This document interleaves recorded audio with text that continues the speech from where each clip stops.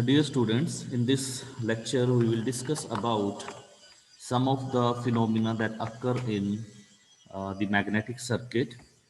So this lecture is associated with the BH characteristics of the magnetic material. We will also discuss about the magnetic leakage and fringing and then magnetic hysteresis.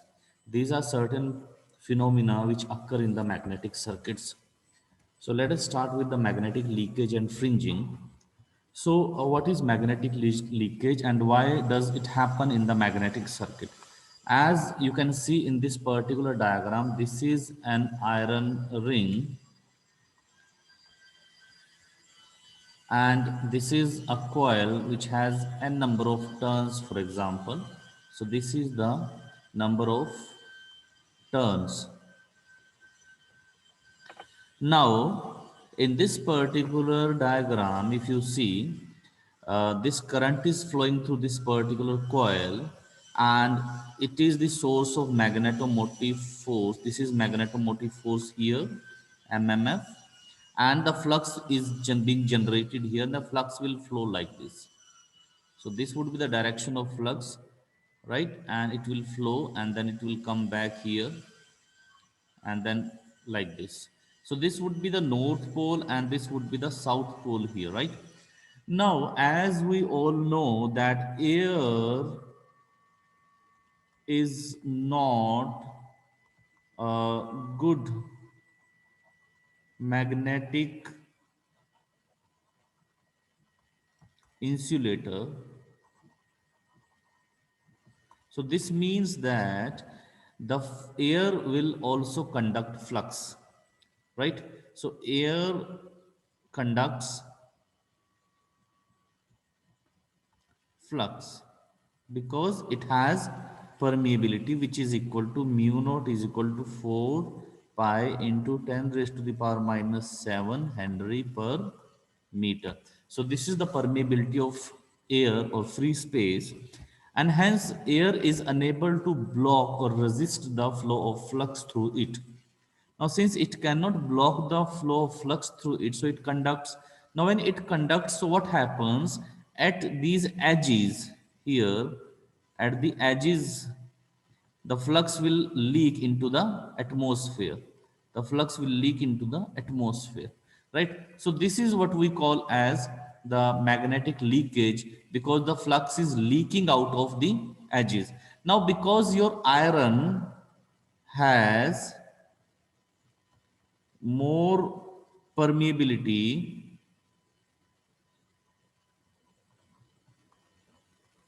than uh, air.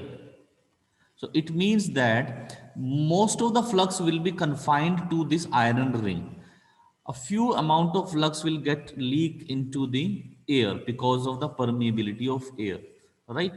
Now, this is what we call as magnetic leakage or leakage flux.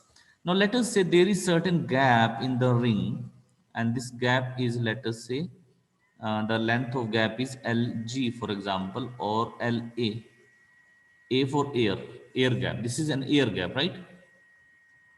This is air gap. Now when this flux will reach to this end of the ring, now what will happen? Now air, this has certain air between that, and air is a good conductor of magnetic flux, right? Because of the permeability. Now what will happen? The flux will try to move to the another end through air, right? Now at here also you will find certain leakage of the flux. The flux will leak at these ends also, but some of the flux will reach to the other end, and we call this as useful flux because this flux can be used for certain purposeful work, right? Now this bulging of the flux, as you can see here, the bulging of the flux outside these at the edges of the areas. Now this is what we call as fringing.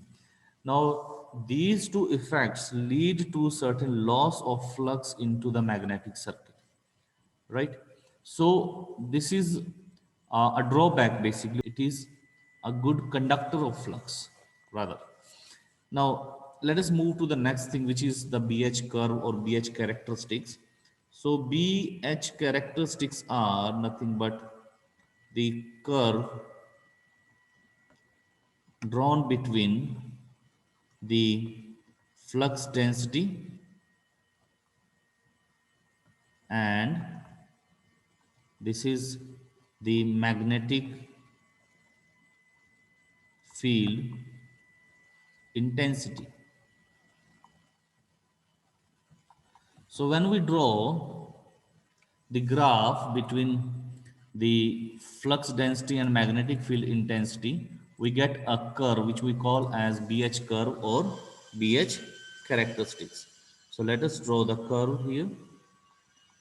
So on y-axis we will keep the magnetic flux density and here we will keep the magnetic field intensity. Now, now what happens actually to understand this magnetic or magnetization of the magnetic material. We also call this as magnetization process of the magnetic material.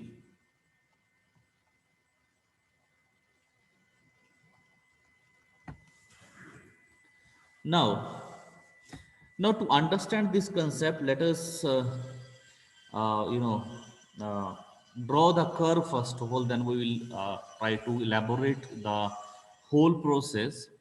There are two things which happen basically. There are two types of magnetization curve. The one which is associated with the air and it is almost a straight line. Then the second curve, now this is for air. Now the second type of curve is the curve which is associated with the ferromagnetic material. It is something like this. It is something like this. Now this is for any ferromagnetic material.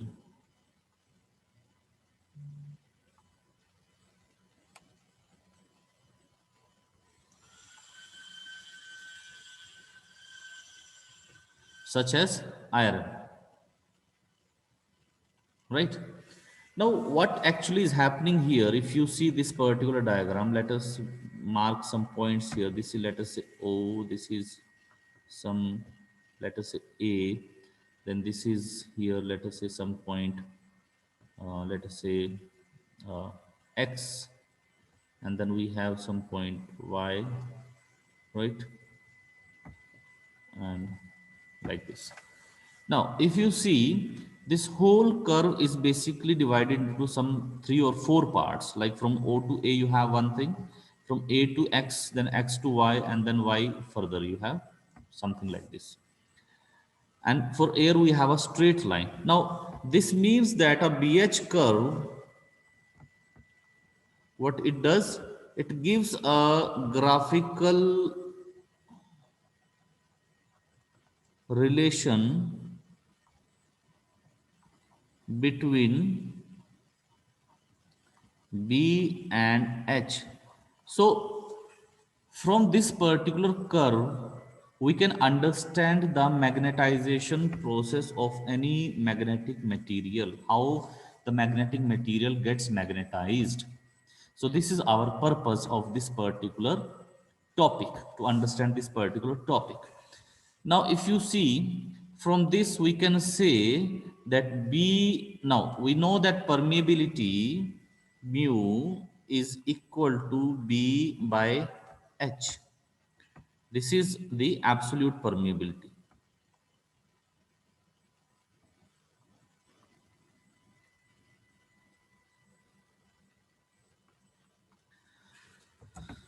Now, so for air, B is mu naught H and mu naught is a constant. So B is equal to 4 pi into 10 raised to the power minus 7 H. So B is proportional to H. So we have got a straight line.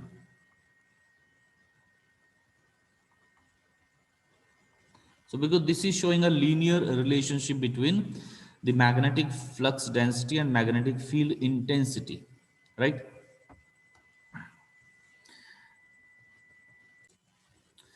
Now, we need to understand that why are now we have understood here that why are we getting this linear relationship between B and H for air because of this equation, right? Now we will also see that how and why we are getting this kind of response for any ferromagnetic material. Now to understand this concept, let us consider a block of iron. So let us consider a block of iron, and then from this we will try to understand.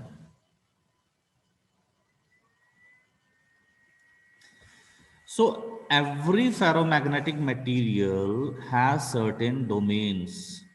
So let us get these domains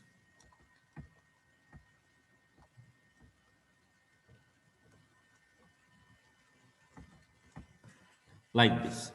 So every ferromagnetic material has the domains. These are the domains. Now, these domains have almost thousands of atoms, and they have their every atom has its own magnetic alignment basically. Now one atom has certain magnetic field which is insignificant, but when you have thousands of atoms grouped together, and then the magnetic field is not insignificant, it becomes significant, right? So thousand of atoms, so a group of atom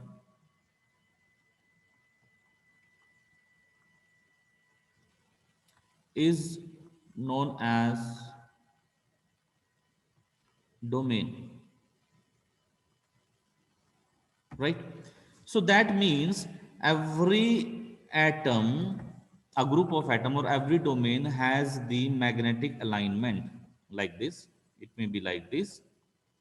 It is a random alignment.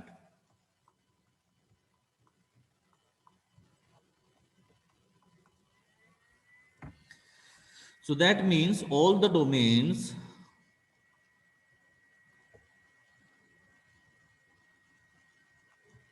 are randomly aligned, right? So So that is why every ferromagnetic material is magnetically neutral. Okay, and this is the reason. So this is an iron piece basically. Now what happens if you place this? If we place the iron block in some magnetic field,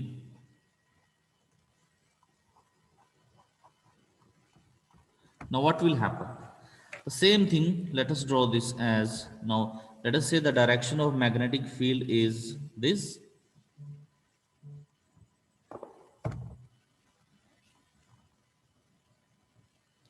This is B, the direction of magnetic field. And let us draw this block of iron again. And we have all the domains here. Now we have these domains. We'll draw all of them once again.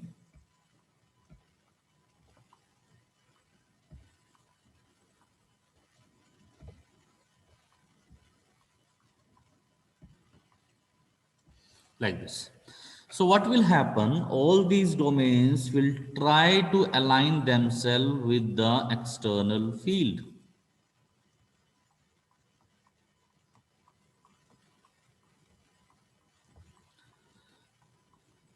Like this. So when all the domains will align with the external magnetic field, we say that the block of iron is completely magnetized, right?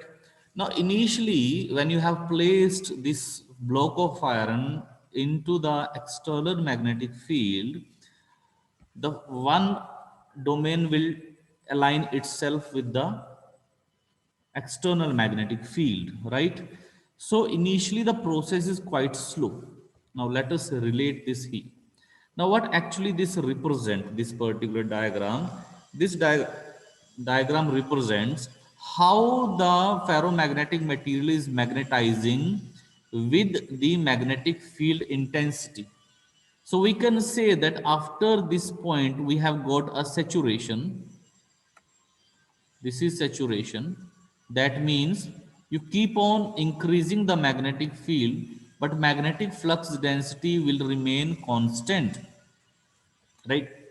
Then here you can say it is again towards the saturation. So it is getting saturated.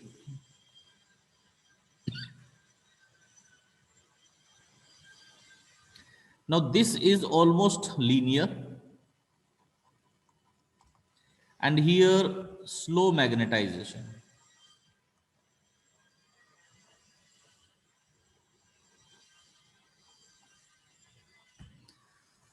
So that means from O to A,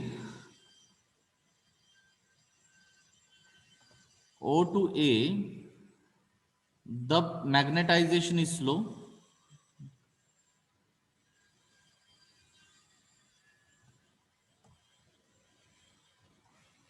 right? Now why is it so? Because initially none of the domain was aligned with the, or none of the domain was aligned in a particular direction. All were randomly aligned, and that is why the net magnetic field is zero, right? So what happens when you place, all will start aligning themselves with the external field. Initially one domain will align, then you have external field as well as one domain inside the ferromagnetic material which is aligned with the external field. Then it will add on to the overall process. It is a cumulative process, right? So because of this, what will happen, the process will get faster. It get fast basically. So initially after point A, when a certain significant number of domains will align with the external magnetic field, the relationship between B and H will almost become linear. It is almost linear for certain duration only, right? Now what will happen, all will try to, all will align with the external field, and eventually what will happen, you are left with very less number of domains which are not aligned with the external field. Now, when all the domains will align from this process, now you do not have anything to align with the external field. That means now maximum flux density or maximum magnetization has occurred. Now, now the given ferromagnetic material cannot be magnetized beyond this level because none of the domain is left now. When all the domains are aligned with the external field, none of the domain is left, and because none of the domain is left, so you keep on increasing the intensity, because H is equal to Ni by L. So H depends upon current, so H is proportional to I. You keep on increasing the current, you keep on increasing the intensity, your ferromagnetic material will only magnetize till its last domain gets aligned with the external field. Now, when all the domains have aligned with the external field, nothing has left to magnetize, so you get saturation. You keep on increasing H, but field density, magnetic flux density will remain constant. After Y, keep on increasing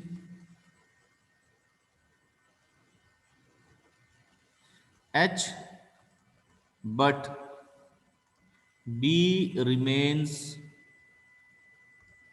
constant, right? So this is what is basically signified by the BH curve, and this is what we call as BH characteristics of a ferromagnetic material. In air, as we have seen that B is proportional to H, so are getting a linear relationship, right, between B and H.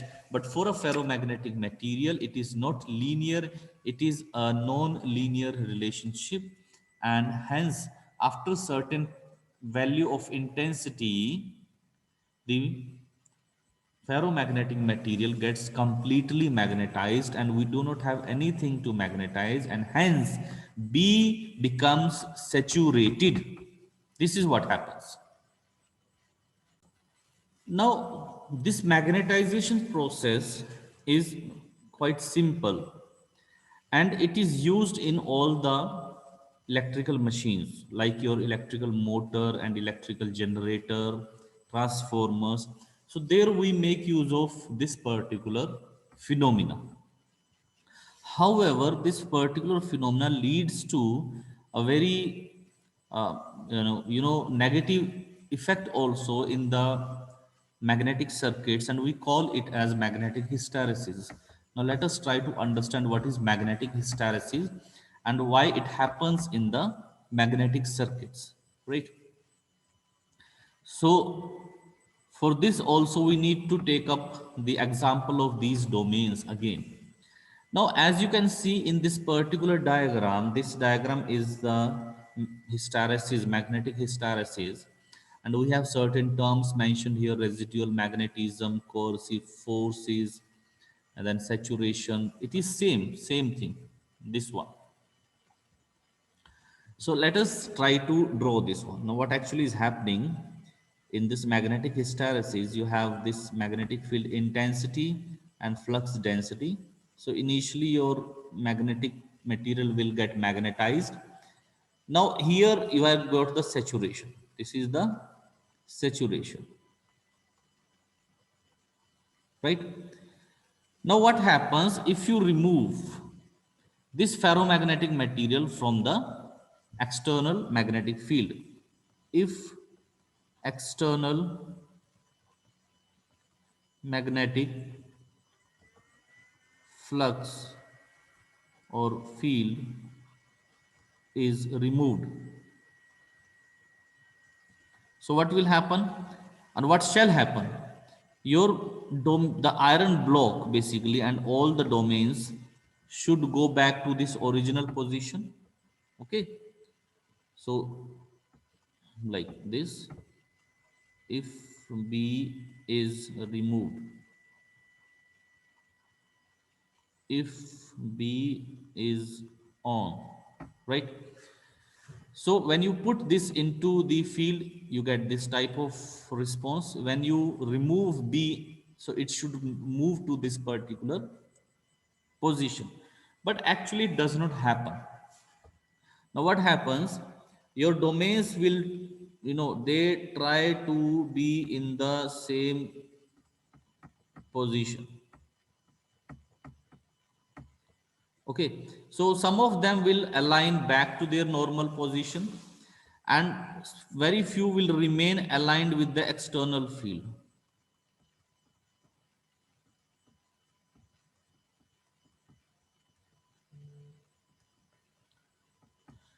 So now what happens, because of these who are still aligned with the external magnetic field and you have removed the external flux, right? So what will happen?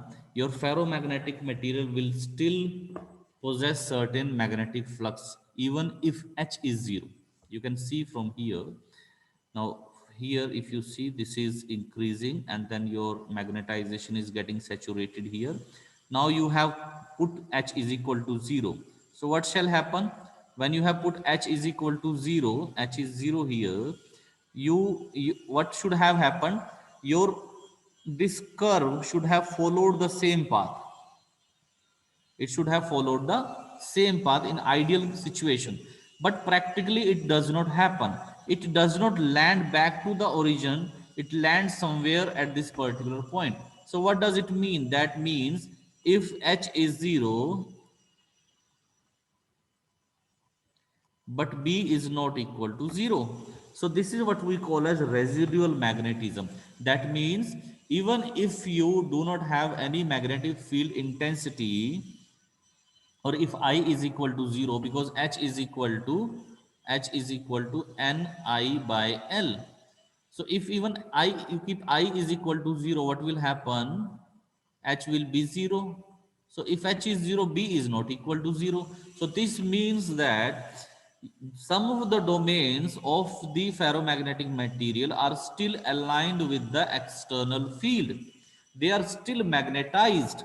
Now when they are still magnetized, so your ferromagnetic material will possess certain flux density or magnetic flux. It is still magnetized. So this is what we call as residual magnetism, and it is generally used in DC machines, this phenomena. Now, what you have to do to bring B is equal to 0? What you will do is you will apply a negative current. You will reverse I. Now, when you will reverse I, H will also reverse.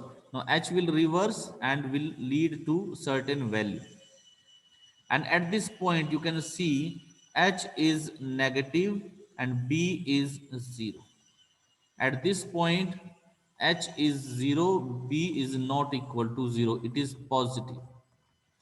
Now the amount of force you have applied to bring B equal to 0 is known as coercive force. This is what we call as coercive force. The amount of force you have applied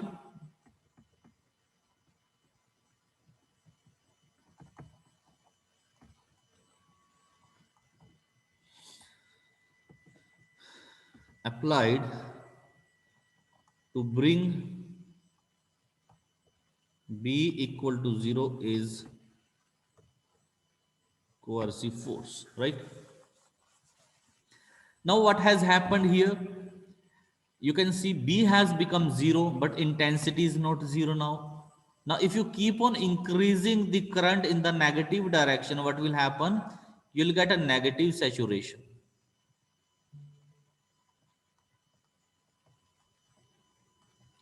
right, at this particular point. Now suppose if you have again make the value of H equal to 0. Now if you make H is equal to 0, what will happen? At this point H is again 0 and B is negative, right? What will happen? Your H will become 0, but still your magnetic flux density is not 0. That is why it is also residual magnetism.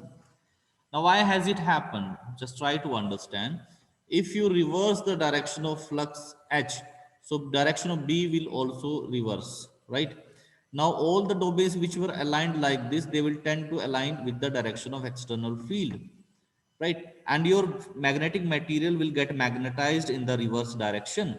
Now if again you make H is equal to 0, your ferromagnetic material will tend to or try to demagnetize, but it will not demagnetize completely.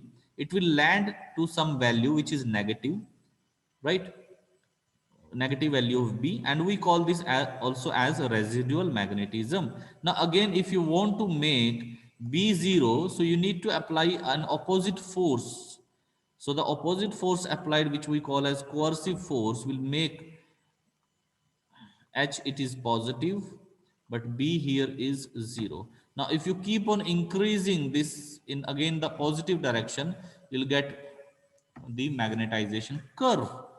Now this will keep on happening in the magnetic circuits, and this generally happens with the AC circuits such as transformers,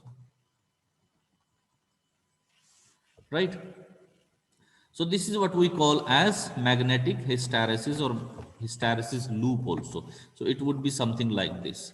You apply magnetization, demagnetization, negative and negative magnetization, demagnetization, then again magnetization, then again demagnetization, and something like this. So this is what we call as hysteresis or magnetic hysteresis phenomena, right? and this happens in the magnetic circuit. This is a limitation of the magnetic circuit.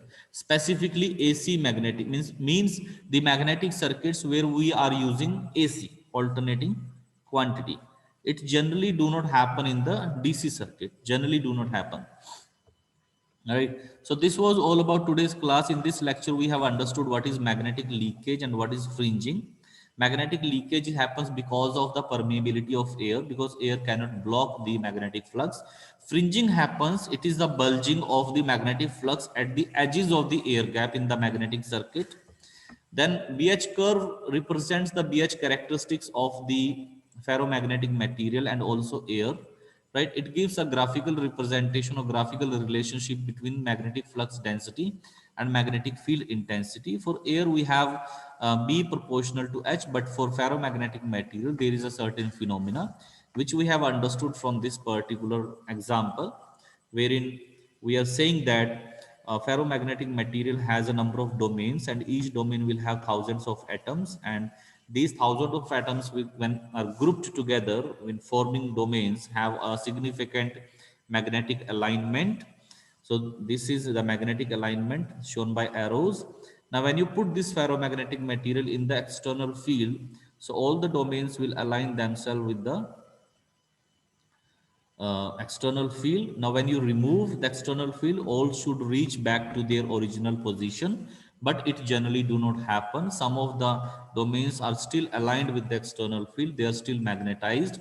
And because of that, even if H is equal to 0, we have the ferromagnetic material magnetized, and we call it as residual magnetism, right? To make this residual magnetism equal to 0, we need to apply a negative force, which we call as coercive force, right? So at coercive force, the value of B becomes 0, but H is not 0, it is negative or positive, right? Ideally, when H is equal to 0, B is also equal to 0. This is the ideal situation, right? So this is all about today's class, and thank you so much.